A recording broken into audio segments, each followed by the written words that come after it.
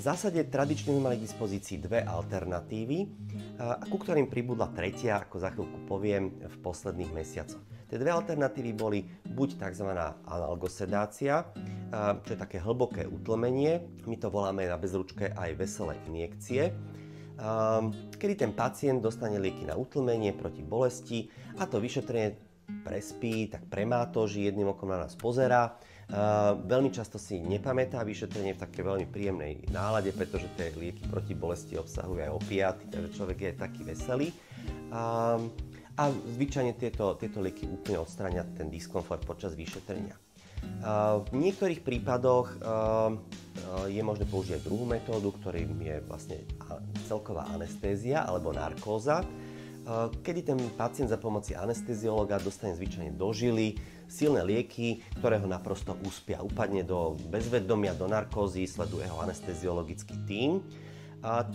Tento spôsob je 100%, to znamená, ten pacient vo veľmi komplikovaných anatomických pomeroch alebo s vážnymi nejakými pridruženými ochoreniami po rôznych operáciách tu bolesť necíti, lebo proste spí.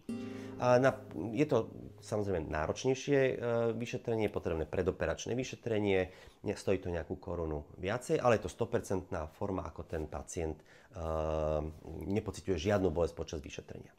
Treťou formou je tzv. Ultrarýchla analgosedácia. Prvé dva spomínané spôsoby znamenali, že ten pacient je utlmený aj po výkone. Tým pádom musí prísť v doprovode nejakej osoby, blízkej, partnera alebo rodinného príslušníka, ktorý ho po vyšetrení potom odprevadí domov, odšoféruje, dohliadne na ňo. Dneska už máme k dispozícii supermoderné lieky, ktoré majú obrovský rýchly nástup účinku a veľmi rýchlo aj vyprchajú.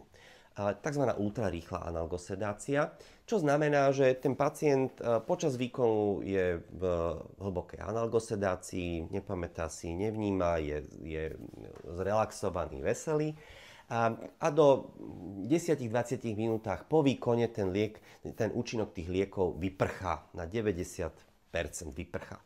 A ten pacient tým pádom nadobudne skoro plné vedomie a môže odísť domov sám, nepotrebuje už doprovod.